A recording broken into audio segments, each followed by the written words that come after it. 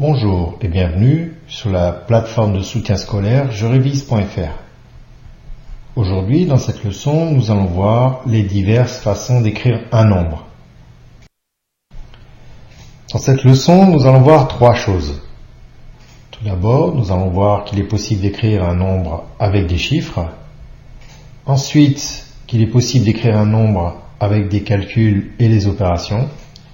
Et enfin, que l'on peut écrire un nombre avec des lettres et donc des mots. Alors, il existe une première façon pour écrire un nombre. C'est une façon que tu connais déjà, que tu as déjà vue dans les classes précédentes. Il est possible d'écrire un nombre avec des chiffres. Prenons un exemple simple. Prenons un nombre, 385. Il est composé de trois chiffres, le chiffre 3, le chiffre 8, et se finit par un dernier chiffre, le chiffre 5. On a donc écrit ce nombre que avec des chiffres qui, je le rappelle, ne sont que des signes. Passons à une deuxième façon d'écrire un nombre. On peut écrire un nombre avec des opérations. Prenons par exemple le nombre 23. On peut l'écrire 20 plus 3. On peut l'écrire aussi 30 moins 7.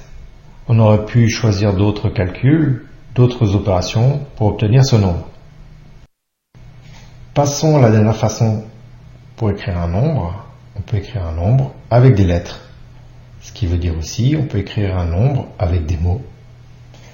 Prenons par exemple le nombre 23. Il peut s'écrire avec deux mots, le mot 20 et le mot 3.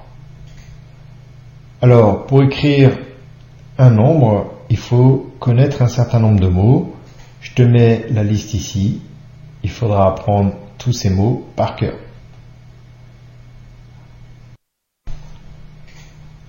Alors, souviens-toi, on peut écrire un nombre de plusieurs façons.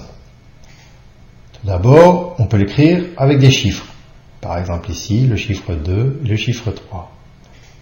On peut l'écrire aussi avec des opérations ou des calculs, par exemple ici 20 plus 3 ou 30 moins 7.